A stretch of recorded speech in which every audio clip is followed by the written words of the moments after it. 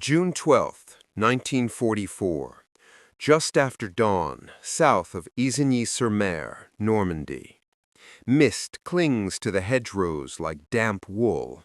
The lanes are no wider than a cart, banked by earthen berms and thick with beech and hawthorn. Somewhere beyond the wall of green, a carburetor coughs, once, twice, the way a man clears his throat before speaking. A German private named Emil Hartmann, Grenadier, 352 Infanterie Division, rests the heel of his hand on a sun-warmed Pack-40 barrel and grins at the sound. Die Ronsens, he says to nobody in particular. Lighters, one hit and woof! He pantomimes a match. The loader chuckles, nervous and eager, the way young men laugh to press their fear back into their boots. Down the lane 100 meters, a U.S. tank commander named Staff Sergeant Joe Calder, 2nd Armored Division, stands half out of the open cupola of his M4A1 Sherman, head set snug, goggles fogged with his own breath. In the turret with him, T4 Tex Martinez, gunner, a man whose hands never stop moving when he's tense. Below them, Eddie Russo, the quiet loader from Boston, whose rosary knocks softly against his pocket. And at the controls, Corporal Benny Short Hop Levitt, left hand on the steering levers, right foot fluttering the accelerator like a nervous sparrow. The tank smells of clutch dust, oil, and last night's coffee that someone forgot to cap. Calder taps the radio throat mic. Able 3, check net. Across the bocage, voices answer, flat, clipped, professional. Able 1, up. Able 2, up. Able 4, tracking. He can hear, too, the mechanized heartbeat of the column behind them, another Sherman, then a half-track with a rifle platoon from the 29th Infantry Division, then a dozer with welded prongs ready to bite a hole through the next hedgerow. Somebody's humming "I'll Be Seeing You," off-key and soft. Calder raises his binoculars over the hedgerow crest. The glass fills with nothing but leaves and morning light. He swallows, hears the faintest metallic click from somewhere ahead. A breech block, maybe, cycling on an anti-tank gun. He says, "Button up! Tex, watch that gap at 1 o'clock. Eddie, AP in the tube." Beneath his boots, Russo hauls a shell from the ready rack. The turret clutches with a complaint of gears and hydraulic whine as Martinez traverses right, nudging the crosshairs toward a shadow between two trunks. Levitt snorts a laugh under his breath. "Ronsens, huh? Here's hoping we don't do any lightin'." Across the lane, Hartmann's squad crouches like patient cats. The gun commander, Feldwebel Kruger, breathes through his nose, slow and measured. He holds up a single finger, then presses his palm down, steady. They've buried the trails of the gun into the hedgerow bank, camouflaged the shield with fresh-cut boughs, laid spare rounds, armor-piercing capped, on a torn ground sheet. Behind them, 2 men with Panzerfausts crouch in a shell scrape, eyes fixed on that same gap at 1 o'clock.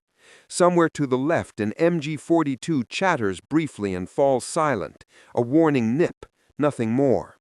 Kruger mutters, "Wait until you see the whites of their eyes. No, the star on their front plate." For a heartbeat, all the world narrows to breath and leaf and steel. Then the hedgerow ahead of Calder shivers, there and gone, like a curtain unsettled by a draft. Martinez sees it too. "Contact, 1 o'clock, low, in the brush, possible 75. Calder doesn't waste the second he's been given. "Benny, left track, feather. Tex, on, fire when the mark's clean." The Sherman's nose dips as Levitt eases it forward. Calder ducks, slaps the hatch shut, and the world becomes the round ring of the periscope and the warm, close darkness of the turret. He hears the gun, his gun, clack as Martinez settles the elevation. Russo's breath, quick and measured. The radio, alive with someone far back, calling for engineers with Bangalore torpedoes at Hedge 2. Kruger's finger drops. The Pak-40 kicks like a mule. Dust explodes from the shield. The shell hisses down the lane, a razor whisper. It strikes the Sherman's glacis just to the right of the differential housing. Sparks, a hard ringing thump that shivers the tank like a bell. But it doesn't bite. Welded plates, luck, the oblique angle, maybe all three. In the gun pit, Hartmann blurts a curse he'll never remember. Kruger's already shouting for the loader, Nachladen, and the breech snatches another round like a greedy mouth. Again, lower. Kauder doesn't wait to be hit twice. On! Martinez answers with a breathless up and pulls the Turk Leinard. The 75mm roars, the hedgerow gap erupts into splinters and leaf shreds. The round slams into the earthen berm a handspan low, dirt geysers, showering the lane with black soil. Short, elevate one, HE next, HE! Russo's hands move in a blur, the new shell slides home, the breech snaps, the ready rack clinks. Another Pak flash spits. The second German round skids high, gouges the mantlet, and screams off into the trees. Levitt swears, throws the Sherman left across the lane, tracks clawing, engine howling. The torso-turning motion jostles Tex's sight picture. He chases the reticle, teeth bared, whispers, come on, hold still." Calder steadies his own breath, makes his voice a metronome for the men inside his steel world. "Tex, send it!"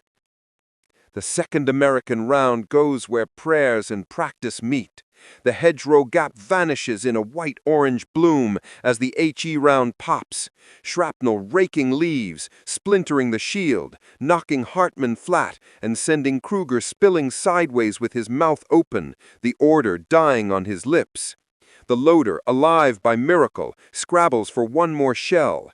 One of the Panzerfaust men, ears bleeding, eyes wide, lucks his weapon on his shoulder and rises into view as if jerked by strings. Calder sees the shape, the long tube, the telltale stance, and hears himself shout across the net before thought catches up. "Faust, right! Right! Coax! Coax!" Martinez slaps the butterfly trigger, and the coaxial 30-06 unspools a stream of stitched daylight through leaves and body. The man drops without a sound, the Panzerfaust thumping harmlessly into the dirt. "Calder, push the bank, now!" The tank crawls into the hedge, its welded prongs biting, engine screaming protest as clods of earth slide and roots snap like old bones. Behind Calder, as if the tank's roar had nudged a sleeping giant, the column stirs in earnest. Another Sherman's bow appears in the periscope slit, then a third nose behind that. To the right, an American bulldozer angles toward the hedgerow, blade low, like a horned beast lining up a charge. Hartmann, dazed, tastes blood and dirt and the bitter grit of shattered leaves. He blinks up at the ruin of the gun shield and hears Kruger's voice somewhere to his left, harsher now, a human sound wrapped in pain. Beyond the hedge, more engines, more than before, more than should be there, multiplying like trout in a stream. He drags himself to his elbows and looks through a tear in the branches. The first Sherman he knows, the one he fired at, the one that should have lit like a match, pushes through the hedge wall itself, green paint raked with claw marks of earth. Behind it, another M4 waits. Behind that, another. He thinks suddenly of a joke he told yesterday to keep the men steady. Hit the first, and the others will run. But the others are not running. They are arriving. And far to the south, beyond the bocage and beyond the day's horizon, a man in a different kind of uniform rolls an inflatable tank out of a truck bed and measures the distance between dummy tread marks with an artist's eye. Sergeant Arthur Shilstone of the 603rd Camouflage Engineers, 23rd Headquarters Special Troops, hooks a pump to the rubber hull and begins to breathe shape into deception. A mile away, men in the 3132 Signal Service Company Special test a record of armored columns, the low thunder of treads captured on acetate, spliced and looped, a soundtrack for a ghost formation that will march at midnight. The Germans will listen. They always do. Calder leans into his mic. Able 1, this is 3. Gap open. AT gun suppressed, moving through. Keep it tight. He doesn't see Hartman's eyes through the leaves, or the moment laughter dies and something colder takes its place. Realization. It isn't just that the tank didn't burn, it's that the tank he can see is only the start of a line he cannot see the end of.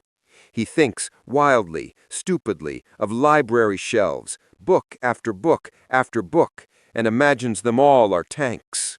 From the mist and the hedgerows, the sound thickens. Engines, tracks, the slap of boots. Someone shouted, "Medic!" and the bright crack of a Garand. And under it all, like the double bass that no one notices until it stops, the steady grind of logistics, the appetite of a machine that can feed. June 12th bleeds into the 13th, one field at a time. The sun lifts, the mist burns away, and the bocage shows its real shape. Hand-high earth banks, topped with trees that have been pruning themselves for a century, trunks fused into living walls. Every orchard is a room, every lane a corridor. Calder's platoon moves by the new catechism. Stop short of the hedge, infantry climbs, peers, points. Tank bumps up and takes the push. Gunner breathes, squeezes. Driver wiggles the nose through. Repeat. In the headsets, the SCR 508 nets are now a crowded party. Company CP, battalion fire direction, engineers hawking Bangalores like door-to-door salesmen. Somewhere in that crush of voices, a calm captain keeps saying, "Keep it simple, keep it moving."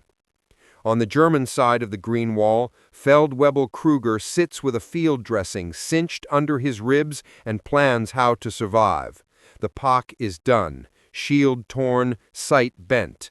He has Hartman, 2 other men scraped from the hedges, 1 extra bandolier of 7.92, and a Panzerfaust the shaken trooper didn't get to fire. Their company map is a dirty rectangle, more lie than truth. Lanes shown straight that twist like snakes. Fields sketched as neat squares that in reality pucker and bulge. Kruger has learned to trust his ears over any pencil. He hears engines, but not just the steady chew of one tank. It is the shifting chorus of several, sometimes fading too far and then swelling again, closer, as if the same tank keeps reappearing in a different place at once. He glances at Hartman and for the first time says the quiet part aloud. Merera, several. Calder parks his tank low behind an apple tree and pops the hatch to taste the day. The orchard smells like broken fruit and hot metal. Tex, eyes along that lane, he says, tapping the periscope. Eddie, HE on top, AP next. Benny, you see that dip? If something barks, we crab right. A rifleman from the 29th, with mud to his elbows and an M1 hanging from a sling like a tired arm, leans up on the sponson. Sherman, he says, bless your heavy heart, there's a farmhouse yonder with too many holes that look like windows. Calder nods. Bring your boys up on our hip. We'll knock the shutters off first. They do it like a drill. The gun speaks twice, the house exhales dust, and when figures pitch out the back door, the infantry's Garands crack in a short, decisive paragraph. Nothing showy. The next field, the next hedge. At a T-junction choked with nettles, Martinez whispers, "Don't like it." He can't say why, he just doesn't like it. The hair at the back of his neck notices a small thing, the way the leaves don't move where heat should shimmer. Calder listens to his gunner's superstition. Smoke it. 2 rounds of WP splash the little crossroads, and a hidden MG-42 coughs itself blind in a white cloud. The platoon whips through while the machine gun crew coughs and curses in a ghost world of their own making. By afternoon, the column swells. More rifles, more dozers, a tank retriever towing a Sherman whose track pins look like popped buttons. A supply truck noses up with 75mm rounds stacked like loaves. Calder watches the hands of the driver, steady, unhurried, like this is a job he's done many times. It's the part the jokes never include, the men who arrive exactly when the racks run low, the water cans that are always somehow full, the tank that was burning this morning and is now riding piggyback to a shop where men with welders make it new again. Waves aren't only numbers, they're the rhythm of everything that feeds numbers. At dusk, marauding 88s begin probing the lanes, sharp, flat slams from somewhere the maps don't admit. Panzer Lehr has slipped elements forward, crewmen with careful eyes, guns sighted down long hedgerow tunnels nobody knew were there yesterday. A shell slashes the lane behind Calder and holsters itself in a ditch embankment without bursting. Levitt swears it blinked at him. They creep the platoon out of that corridor by inches, each tank pushing a different hole through the green to deny the German gunners a second invitation. Night brings a different war. Engineers wrap their shovels in rags and tamp mines into the verge. The infantry sleep in turns with boots on and helmets pillowed on canteens. Calder stretches on the rear deck under stars the same as home, except that these ones glitter above an orchard full of steel hearts ticking as they cool. Somewhere to the south, the low rumble of armor passes. Not on this lane, not in this field. It sounds big, bigger than what the battalion roster says is nearby. Calder thinks it's a brigade sector over, maybe a column on the move to relieve a pressure point. He shrugs, tucks that thought away, and lets his eyes slide shut. What he hears is real steel, but also the careful thunder of imagination. 3 miles away, on another lane, the 3132 Signal Service Company Special is setting up their giant horn speakers on tripods, men moving like stagehands in a theater whose audience is hunting them. Wire spools unreel across ditches. A sergeant with a pencil mustache checks a log sheet where each minute is scripted. Clanks, gear changes, shouted commands, the squeal of track pins, layered recordings made up country. He says, "Run set Bravo," and the night begins to tell lies in a very convincing voice. A phantom armored column seems to pass in the black, headed east. 30 minutes later, a different clatter circles north. The power of suggestion is physics when the suggestion is loud enough. Kruger and his scrap of a squad hear it all and draw the wrong map inside their heads. Hartman counts. He can't help it. 2, no, 4, wait, that's a half-track mixed in. Kruger hushes him and stares through the slit of a barn door at a lane empty of everything but darkness. The sounds move, cross, divide. He pictures battalions where there are none, tanks where there are speakers, space filled by shadows that sound like steel. When the first real American patrol edges up to test the crossroads, the Germans fire as if they're stopping an army. The Americans fall back, mark the muzzle flashes for the morning's artillery, and move their actual route 2 hedges over. The Ghost has done its job. Attention drawn, ammunition burned, fear fed. Near midnight, a truck without markings trundles into a copse, and men heave canvas off shapes that look ridiculous until they stand upright. Tanks that weigh as much as air. An artist from the 603rd Camouflage Engineers steps back from his inflatable M4 and squints down the hedgerow. He shuffles it a few feet to where tire ruts already smudge the lane, and then he presses one heel into the dirt, dragging a shallow track that would fool any man in a hurry.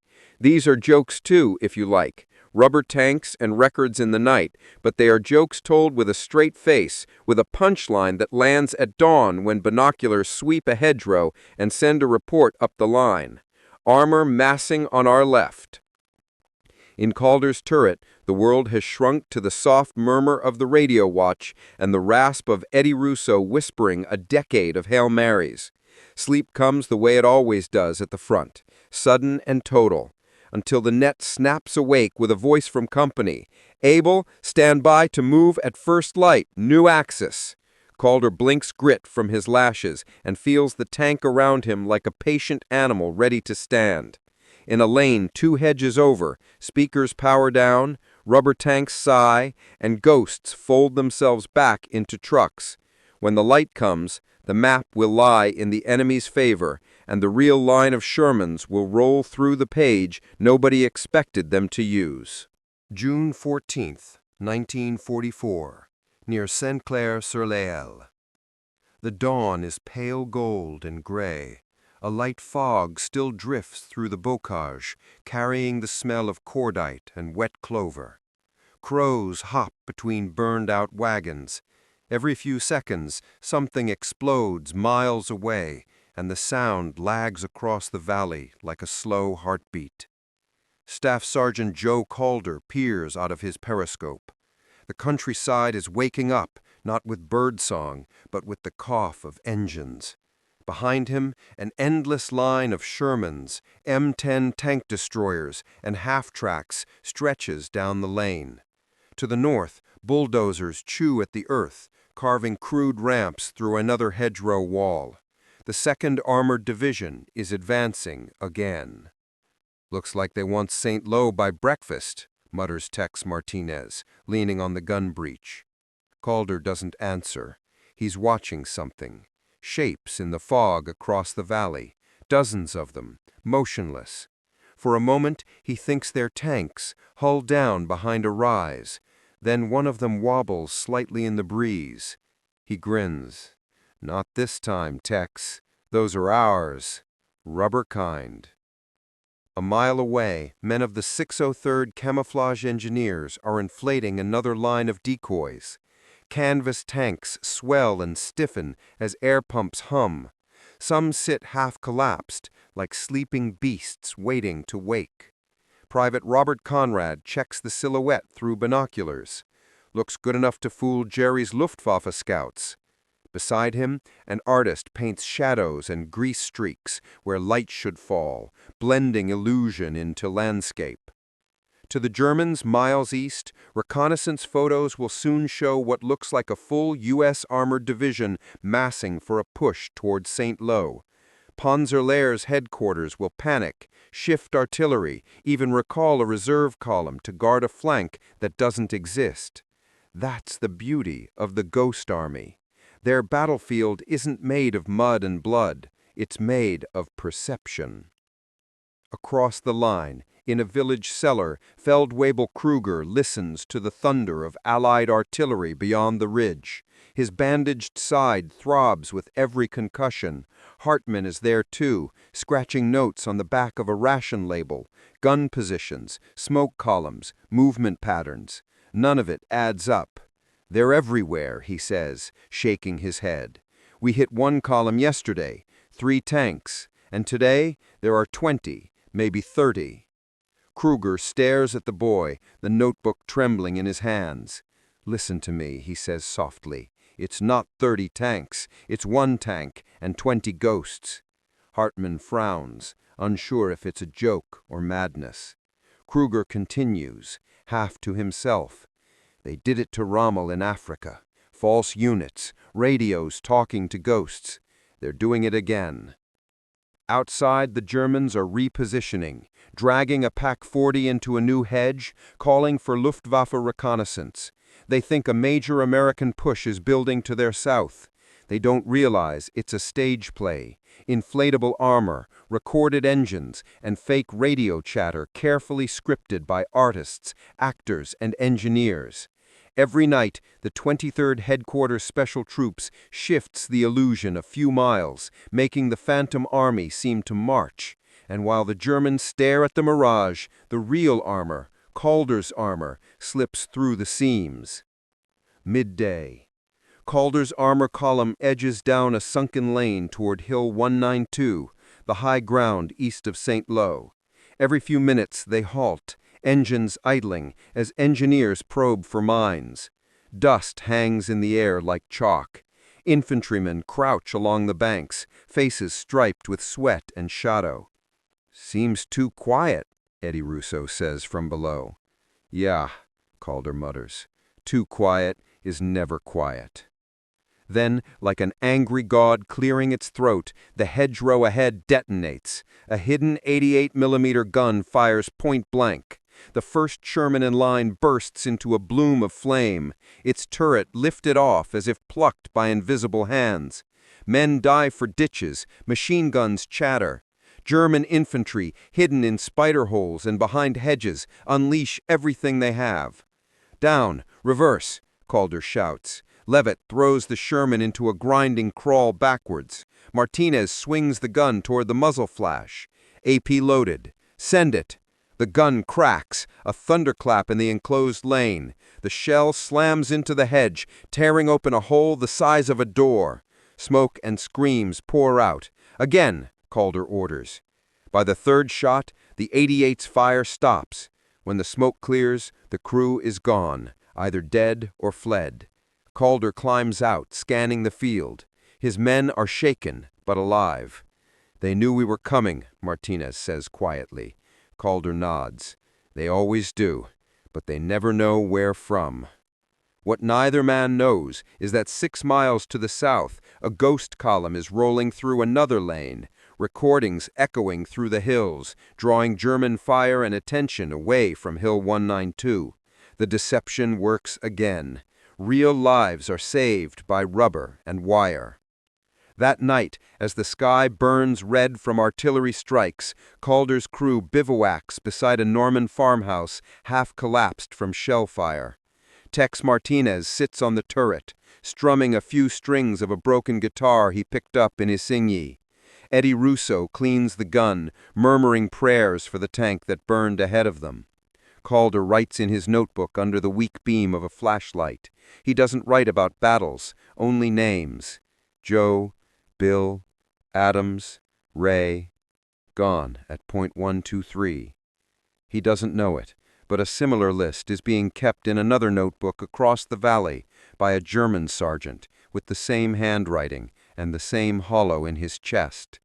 A sudden noise, distant at first, then closer. Engines, many of them. Calder straightens, listening. Levitt tilts his head, brow furrowed. "You hear that?" "Yeah," Calder says. "Sounds like a whole division on the move." They climb out, peering into the dark. The sound swells. Tracks, gears, voices, the metallic symphony of hundreds of tanks. But no lights, no silhouettes, just the sound. Tex laughs softly, disbelieving. "Hell, Joe, that ain't us. That's them." Calder shakes his head. "No, that's the other kind of armor." And somewhere beyond the tree line, in the hands of men wearing the same patch as theirs, but carrying no guns, massive speakers are pumping that same chorus into the night, convincing every German within 10 miles that the Allies are coming from everywhere at once. In the fog and distance, Hartmann hears it too and feels his stomach twist. He clutches his rifle tighter and mutters, "They're endless. They just keep coming." He's not wrong. Because whether it's steel or sound, the Americans have found a new weapon, one that doesn't kill, but conquers the mind. And tonight, on the road to St. Lo, the laughter that once followed the name Sherman has finally fallen silent. June 15th, 1944, near Saint-Lô, Normandy. The morning begins not with the thunder of guns, but with something stranger. Stillness. Dew clings to burned-out chassis like frost. In the half-light, the fields shimmer with heat mirages, smoke from the previous day's shelling drifting lazily across craters that steam like open wounds. Joe Calder sits on the glacis of his Sherman, a cigarette cupped in his hand. The tank's armor plate radiates warmth from the idling engine below. Around him, the column reforms, mechanics tightening track pins, infantrymen checking BARs, and medics ferrying stretchers toward an aid station marked by a flapping red cross. From a ridge a mile away, a small American convoy is already setting up a performance. Trucks roll to a halt, men in paint-splattered fatigues climb out and begin their ritual. Canvas sheets unfold, compressors cough to life, and within minutes, hulking silhouettes rise from nothing, an armored battalion that exists only in the eye. A corporal from Calder's platoon watches, brow furrowed. "You believe that, Sarge? Rubber tanks?" Calder exhales smoke, eyes fixed on the distant figures. "I believe in anything that keeps them looking the wrong way." By mid-morning, reconnaissance reports flood into both camps. To the Americans, enemy armor repositioning east of Sunlo. To the Germans, large U.S. armored division forming near Pont-Hébert. Both are half true, both are half lies, the perfect ratio for confusion. In a church basement commandeered as headquarters, German Major Wilhelm Rabe pins red strings on his wall map. "They're flanking again," he mutters. "The Americans, they're multiplying." He doesn't know that half the units he's tracking are nothing more than dummies, the handiwork of the 23rd Headquarters Special Troops. Their mission? Misdirection. Their weapon? Belief. Somewhere behind the lines, Sergeant Stanley Nance, a radio operator from the 3132nd Signal Service Company, adjusts a transmitter dial and begins the day's deception. His signal mimics the traffic of an entire armored division, codes, call signs, field chatter, even the hum of idle carriers. The enemy's intercept operators will pick it up, triangulate it, and dutifully move artillery and armor to counter it. And while that phantom army keeps the Germans staring south, Calder's real platoon moves west, threading through hedgerows toward the true objective, the high ground beyond Saint-Lô. Late afternoon. The sun burns through the haze, and the fields glitter with shell fragments. Calder's tank leads a narrow column past a line of ruined cottages. Every few yards they halt while engineers probe for mines. From somewhere up the road, the deep thump of artillery drifts back. US 105s firing in slow, steady rhythm. Eddie Russo breaks the monotony. "Joe, you ever think about how many of us there are?" Calder looks down from the cupola. "You mean tanks?" Russo shakes his head. "People, trucks, planes. Feels like the whole damn country's sitting right here in Normandy." Calder smiles faintly. "That's the idea. They threw everything they got into this. Ships, steel, rubber, ghosts, whatever it takes to make us look unstoppable." Ahead, a sharp whistle, then the high mechanical shriek of an incoming shell. "Incoming! Down!" The shell bursts 50 yards away, flinging dirt and branches like shrapnel. Calder ducks into the turret. Russo yells, "We're fine, no hits." A second round follows, closer this time, an 88 finding its mark.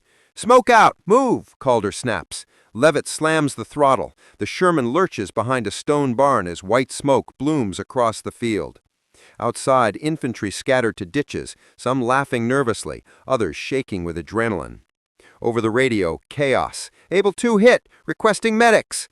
Calder's hands tremble slightly on the hatch handle, just a flicker, before he steadies them. "All units, mark the flash. We'll make them regret that."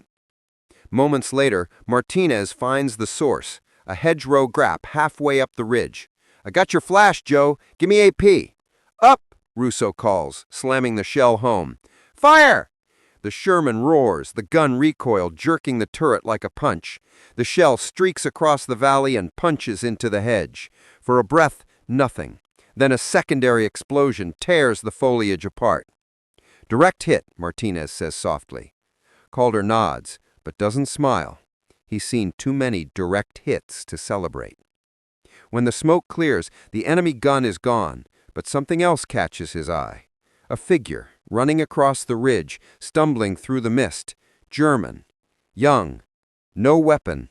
He's waving his hands, shouting something intelligible. Calder lowers his binoculars. He's surrendering. As infantry swarm forward to capture the prisoner, Calder stays in the cupola, watching the boy's face as he's led past. The German can't be more than 19. Mud streaks his cheek, his eyes wild, darting from tank to tank as if counting ghosts. He mutters under his breath in broken English, "More tanks, always more tanks, never stop." Calder doesn't correct him. That night, under tarps and blackout lamps, the deception units move again. Rubber Shermans defleet with soft sighs, folded into trucks and driven east. A convoy of sound trucks pulls into the woods, engineers loading reels labeled Column Noise Variant B and Half-Track Loop. In the flickering light, they look less like soldiers and more like magicians packing up after a show. Sergeant Shilstone, the camouflage artist, leans against a jeep hood, sketching the day's scene in charcoal. A valley filled with tanks that never existed. Tomorrow, he says quietly, we'll make them reappear somewhere else. And they will. Each night, the 23rd Headquarters Special Troops paints a new battlefield onto the canvas of Europe, forcing German generals to fight phantoms while real divisions strike elsewhere. June 16th. Calder's company crests a ridge overlooking Saint-Lô. The city below is a ruin. Blackened rooftops, church spires cracked open, the streets choked with rubble. But from here, it's clear the American tide has not stopped. Convoys stretch to the horizon. Tanks like Calder's crawl through fields in endless lines. Hartmann, somewhere in the ruins below, peers from a shattered window. His face is streaked with soot, his eyes hollow. He whispers to no one, "They have more tanks than we have men." In a way, he's right. Not because every Sherman is real, but because the illusion feels real. That's the victory the Ghost Army was built for. Calder watches the column snake down into the valley, engines growling, sunlight glinting off hundreds of identical turrets. For a long time, he says nothing. Then, almost to himself, "They laughed at these things once." He crushes the cigarette under his boot and climbs back into the turret. "All right, boys, let's keep rolling." The Sherman lurches forward, treads biting the earth, one tank among thousands, both real and imagined, carrying with it the sound that would echo throughout the rest of Europe. The unstoppable grind of an army that never seemed to end. March 18th, 1945, near Wessel, Germany. A black dawn presses down on the western bank of the Rhine. The air smells of cornite, diesel, and thawing mud. Mist coils around the trees like a living thing. In the half-dark, American engineers stand hip-deep in the shallows, hammering pontoon fittings by touch and memory. Every strike echoes like a drumbeat, masked by the distant rumble of artillery from the far shore. Farther inland, the men of the 23rd Headquarters Special Troops prepare their last great act of deception. Sergeant Arthur Shilstone wipes rain from his sketch pad, squinting at the river valley ahead. "Let's make them believe the main crossing's downriver," he mutters. Beside him, Lieutenant Fred Fox, their operations planner, unfolds a map under a flickering lantern. "We've got one night," Fox says, voice steady. "The real boys go in at Reese. We make them think it's Wessel." Trucks roll up carrying inflatable tanks, artillery silhouettes, and stacks of plywood planes. Generators cough to life. Within hours, the floodplain blooms with a phantom army. Canvas Shermans crouch under netting. Wooden jeeps line muddy roads. Men with flashlights and smoke pots walk their beats, creating the illusion of endless activity. And above them, radio operators of the 3132nd spin a web of false transmissions. They chatter on dozens of frequencies at once. Reports of bridge lang, tank columns, ammo resupply. To the German listeners across the river, it sounds like 2 whole U.S. divisions massing for a major assault. 30 miles north, in the ruins of a church tower, Oberst Heinrich Fuchs of the 15th Army peers through his field glasses. He sees exactly what he expects: a vast concentration of armor below Wessel, floodlights and truck convoys snaking through the fog. He turns to his adjutant. "They'll cross here," he says. "Every sign points to it. Alert the batteries along the south bend." Orders race down the line. The Wehrmacht's artillery pivots toward the Phantom Army. Dozens of 105mm and 88mm guns align their barrels on Ghosts. Back on the riverbank, Calder's platoon waits in real silence far to the south, the real crossing point. His Sherman's engine ticks softly as it cools. The men speak in whispers, eyes glancing toward the black water ahead. "Can you believe it, Joe? They're fooling half the German army with balloons again, Leavitt murmurs. Calder nods slowly.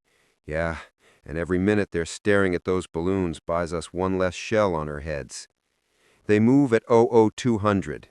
Assault boats push from the shore, the oars muffled, the river whispering against their sides. Engineers follow with floating sections of a pontoon bridge. Across the current, German artillery begins its furious answer, but not here. The shells scream down miles north, exploding harmlessly over empty fields and rubber tanks. As Calder's Sherman rides the first completed span, he glances back over the dark water. The far horizon flashes like a false sunrise, fires burning in Wesel, where the 23rd's illusions are being shelled to rags. He knows those men are unarmed, their only defense a lie so convincing it's now drawing real fire. God bless those crazy artists, Tex says softly in the turret. Calder just nods, jaw tight. By dawn, the deception has done its work. At Ries, the real U.S. Ninth Army is across the Rhine. At Wesel, the Phantom divisions still smolder under the shelling they were meant to invite. When reporters later ask General William Simpson how they achieved such surprise, he simply says, "We had help from some very imaginative men." Later that day, Shilstone and his camouflage team walk through the ruin of their own creation. Inflatable tanks lie punctured and half-collapsed, their rubber skins shredded by shrapnel.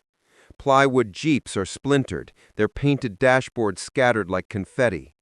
A lone sound truck smolders, its speaker cone bent inward by the blast wave of an 88. Lieutenant Fox surveys the damage, hands on his hips. "Looks like we fooled 'em," he says dryly. Shilstone nods. "Yeah, they bought every bit of it." Then he looks up, toward the rising smoke on the far side of the Rhine. Across that water, he knows, real tanks, real Shermans are now climbing the eastern bank. For the first time, Allied armor is rolling into Germany proper. Every foot gained is a testament not only to firepower and steel, but to imagination, the quiet, invisible weapon that wins before a shot is fired. A few hours later, Calder's platoon pushes through a shattered German hamlet east of the river. The houses are roofless, the roads gouged by tank tracks and bomb craters. The locals peer from cellars as American columns pour through. The war's rhythm has changed. The endless waves that began in Normandy have reached the heart of the Reich. Calder parks his Sherman beside a broken signpost, Wesel, 5 kilometers. He climbs out, breath steaming in the cold. For a moment, he just listens, the sound of hundreds of engines idling, of mechanics shouting for tools, of soldiers laughing in disbelief that they made it this far. Eddie Russo leans from the loader's hatch. "Think it's almost over, Joe?" Calder looks east toward the smoke rising over the Rhine's far bank. "Yeah, I think so. But I don't think they've stopped being surprised yet." That night, under a quiet sky, the real and the false finally meet. In a field lit by campfires, Calder's platoon parks beside a row of deflated rubber Shermans. Tex walks over, booting one gently with the toe of his boot. "Damn thing looks just like ours," he says. Calder runs a hand across the sagging turret. The rubber smells faintly of fuel and paint. He smiles faintly. "Yeah, only this one don't break down." For a long moment, the two men stand there, watching the fires flicker across a landscape that's half war, half theater. Then Calder says softly, "Let's get some sleep. Tomorrow, we keep rolling." Behind them, the river glimmers in the moonlight, a ribbon of silver separating the old world from the new, the realm of deception from the hard truth of victory. The laughter, the disbelief, the mockery, all gone. What remains is the steady, unstoppable hum of an army that could not only fight, but imagine.